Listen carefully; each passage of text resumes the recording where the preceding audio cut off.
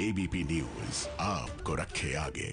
नमस्कार, ABP news में आपका स्वागत है। एबीपी रिपोर्टर में आज बात करेंगे पश्चिम बंगाल की। पश्चिम बंगाल चुनाव को लेकर सुप्रीम कोर्ट में एक याचिका दाखिल की गई है। इस याचिका में विपक्षी कार्यकर्ताओं के लिए सुरक्षा की मांग की गई है। पश्चिम बंगाल में राजनीतिक कार्यकर्ताओं की हत्या को लेकर राज्य सरकार से रिपोर्ट लेने की भी मांग इस याचिका में की गई है।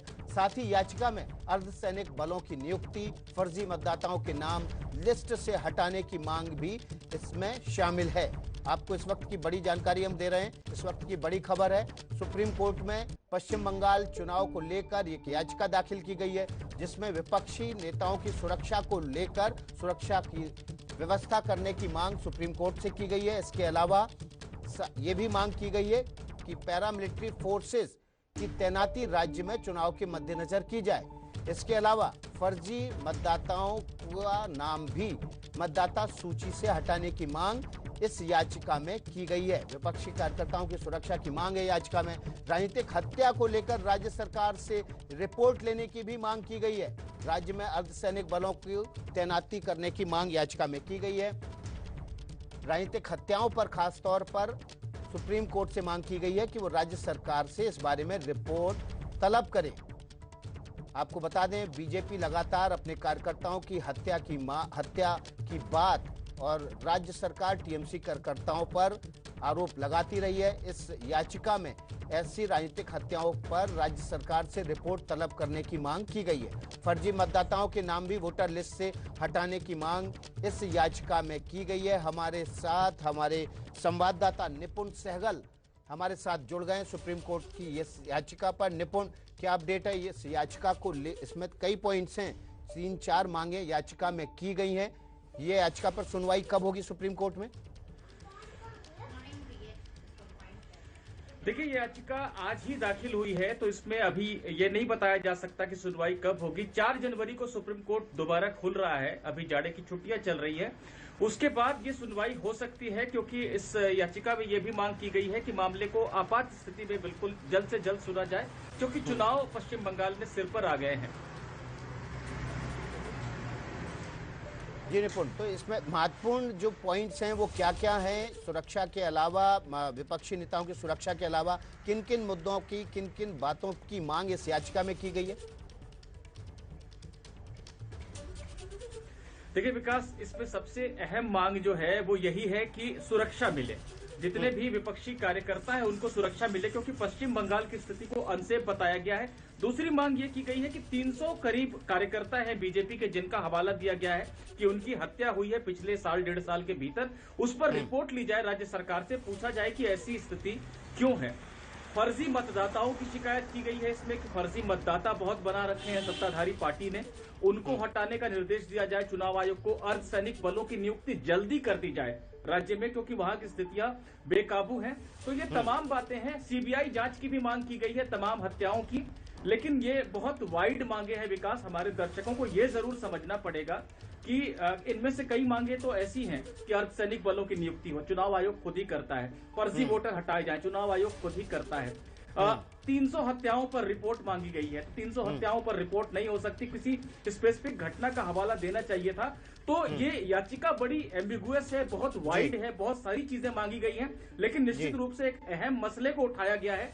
और जनवरी में जब मामला लगेगा तो सुप्रीम कोर्ट निश्चित रूप से इस पर संज्ञान लेकर कुछ ना कुछ आदेश दे सकता है। जी निपुण, बहुत बहुत शुक्रिया आपका इस अपडेटेड जानकारी के लिए। निपुण कह रहे हैं कि बहुत सारी मांगे की गई हैं, काफी वाइड रेंज है, स्पेसिफिक नहीं है। सुप्रीम कोर्ट तय करेगा कि इस याचिका का भविष्य में करना क्या है। अगली खबर का रुख करते हैं। बंगाल में राजनीतिक हिंसा को लेकर बीजेपी और तृणमूल कांग्रेस लंबे समय से आमने सामने है। बीजेपी अपने कार्यकर्ताओं की हत्याओं को लेकर तृणमूल कांग्रेस पर निशाना साधती रही है। पिछले दिनों जब बीजेपी अध्यक्ष जेपी नड्डा के काफिले पर बंगाल में हमला हुआ तो ये लड़ाई और बढ़ गई थी। नड्डा के काफिले पर हमले के बाद केंद्रीय गृह मंत्रालय ने कड़ा रुख अपनाया और बंगाल में तैनात 3 अधिकारियों को डेपुटेशन पर बुलाने का फैसला भी ले लिया। इसको लेकर तृणमूल कांग्रेस और बीजेपी आमने सामने हैं। ममता ने केंद्र सरकार पर फेडरल सिस्टम के खिलाफ जाने का आरोप भी लगाया है। उधर गृह मंत्री अमित शाह ने पिछले हफ्ते अपने बंगाल के दौरे में वहां की कानून व्यवस्था को लेकर ममता सरकार पर निशाना भी साधा था। इस वक्त आप 4 तस्वीरें देख रहे हैं। सुप्रीम कोर्ट में अर्जी दाखिल की गई है। बंगाल के चुनाव को लेकर ममता सरकार पर आरोप लगाए हैं। ममता सरकार राजनीतिक हत्याएं करा रही है, ममता सरकार विपक्ष को डरा रही, इस तरह के आरोप हैं। और सुन लेते हैं इस पूरे मसले पर। पिछले दिनों जब अमित शाह बंगाल दौरे पर गए थे तो उन्होंने क्या कहा। हिंसा का जवाब हम लोकतांत्रिक तरीकों से देंगे और आने वाले चुनाव में इस सरकार को परास्त कर कर हम दिखाएंगे। मित्रों, मेरे लिए चिंता का विषय यह भी है कि हमला होने के बाद जो प्रतिक्रिया आनी चाहिए थी राज्य की मुखिया की ओर से, वो प्रतिक्रिया भी नहीं आई। और एक प्रकार से तृणमूल कांग्रेस के नेताओं के जो बयान थे, वो बयान इसका समर्थन करते हुए इस प्रकार से हुए, वो ज्यादा चिंता का विषय है।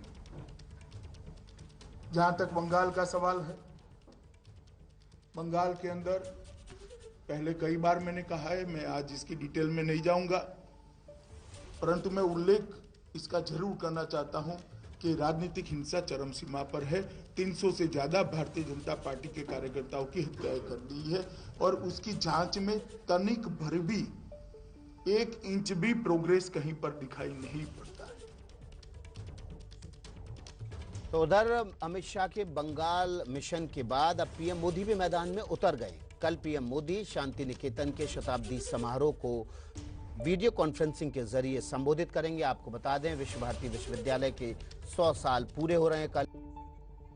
तो पश्चिम बंगाल खबरों में सुर्खियों में इसलिए भी ज्यादा है क्योंकि अगले साल यहां पर चुनाव होने वाले हैं और चुनाव से पहले लगातार राजनीतिक हत्याओं को लेकर सवाल भी उठ रहे हैं। हमारे साथ इस पूरे मसले पर बातचीत करने के लिए टीएमसी समर्थक प्रदीप्ता मुखर्जी हैं और दिल्ली विश्वविद्यालय में प्रोफेसर संगीत रागी हैं। सबसे पहले प्रदीप्ता का रुख कर लेते हैं। प्रदीप्ता, ऐसा लग रहा है कि बंगाल सबसे ज्यादा असुरक्षित राज्यों में से एक हो गया है।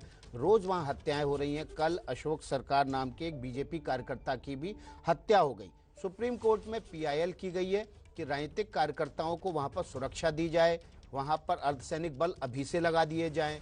ऐसा माहौल पश्चिम बंगाल में क्यों बन गया है? देखिए, ये तो 2018 से भी ये चल रहा है कि बीजेपी ये कॉम्प्लेन करते जा रहा है और 2019 में जब वो 54 जो यहाँ जिनका हत्या हुआ था, तो उन लोगों को, परिवार को लेके वो लोग पहुंच गए थे मोदी जी के जो शपथ है उस शपथ में। वो 54 जून में एक रिसर्च हुआ था, उसमें देखा गया कि आप लालटू दास जानते होंगे, अजीत दास जानते होंगे, ये सब जो नाम है बीरभूम में जो हत्या हुए थे, नॉर्थ दिनाजपुर में जो हत्या हुए थे, ये सारे जो है आइदर रोड एक्सीडेंट में मारे गए, नहीं तो वो ज्यादा ड्रिंकिंग कर लिए थे इसलिए मारे गए। ये सब अभी कंप्लेन में दर्ज हो गया है। तो अगर ये जांच होगा तो जांच में और ज्यादा क्लियर हो जाएगा। ये तो सही है कि ये कंप्लेन गया है, बहुत अच्छा हुआ है, क्योंकि ये टीएमसी के लिए भी अच्छा है, क्योंकि टीएमसी का भी बहुत सारे जो कार्यकर्ता है वो मारा जा रहा है। वो नॉर्थ दिनाजपुर में देखिए, वो इछापुर में देखिए, अर्जुन सिंह के जीतने के बाद जो हुआ है इछापुर में, वो सारे चीज अभी दिखाई नहीं पड़ रहा है, लेकिन वो भी हुआ है। ये जांच में आ जाएगा। ये बहुत सही चीज हुआ है मेरे मायने से कि अभी एक न्यूट्रल जांच होना चाहिए। ये जो यूनियन होम मिनिस्ट्री है, होम मिनिस्ट्री भी से एक जांच होना चाहिए कि कैसे बीजेपी के आने के बाद, बीजेपी के पावर आने के बाद बंगाल में वो लोग ऐसा हिंसा बढ़ाते जा रहा है और उसी का दोष दे रहा है। तो मतलब आप ये कह रहे हैं कि बीजेपी के केंद्र में सरकार बनाने के बाद पश्चिम बंगाल में हिंसा बढ़ गई है, आप ये कह रहे हैं? लॉ एंड ऑर्डर आपके हाथ में है? Law and order state subject है या सेंटर का सब्जेक्ट है? वो तो है, वो है, लेकिन नहीं, मेरा हम लोगों का ही सब्जेक्ट है, लेकिन 355वीं धारा है कॉन्स्टिट्यूशन में। अगर लॉ एंड ऑर्डर यहाँ मिसप्लेस होता है तो 355 धारा में केंद्रीय सरकार जो है वो इसमें हस्तक्षेप कर सकते हैं, लेकिन वो नहीं कर रहे हैं। क्यों नहीं कर रहे हैं? क्योंकि उनको ये तोप दागना है कि बंगाल में हिंसा चल रहा है। अगर आप गणतांत्रिक आंदोलन करते हैं और अगर 3 अधिकारी डिपुटेशन पर वापस मांगे थे सेंटर ने, क्यों नहीं भेजे आपने? क्यों रोक रखा है?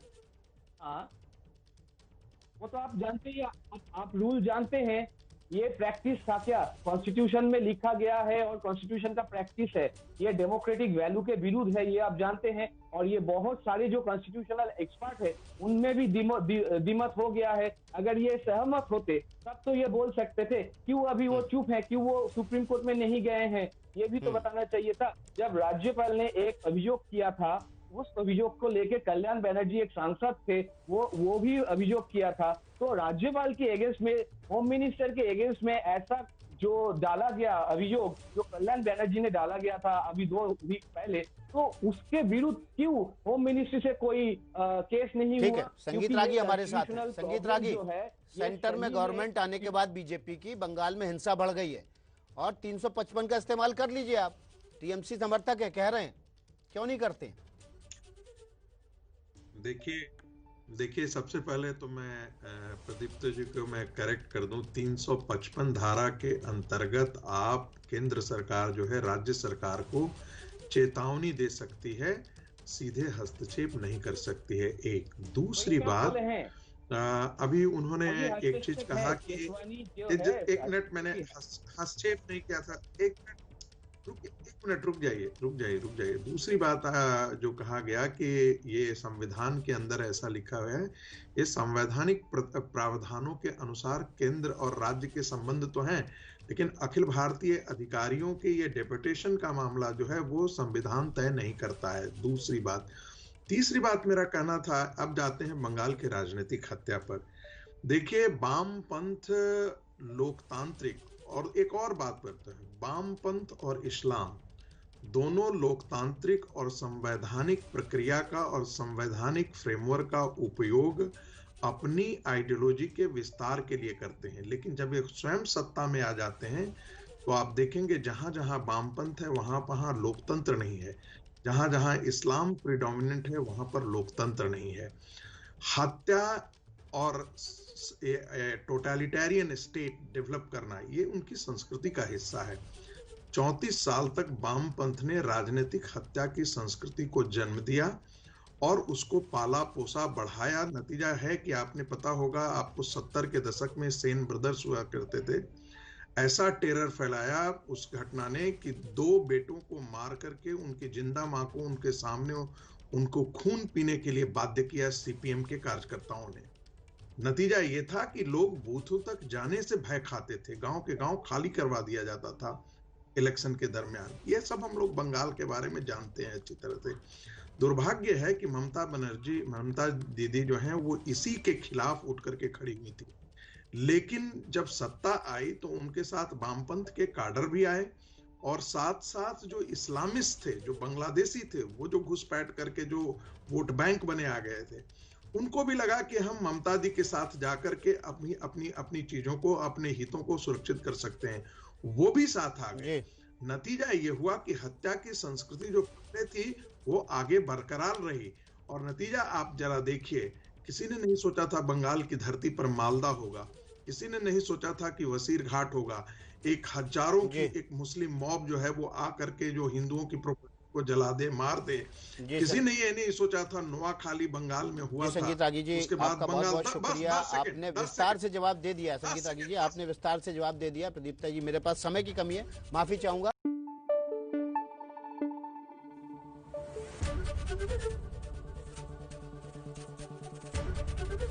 एबीपी न्यूज आपको रखे आगे।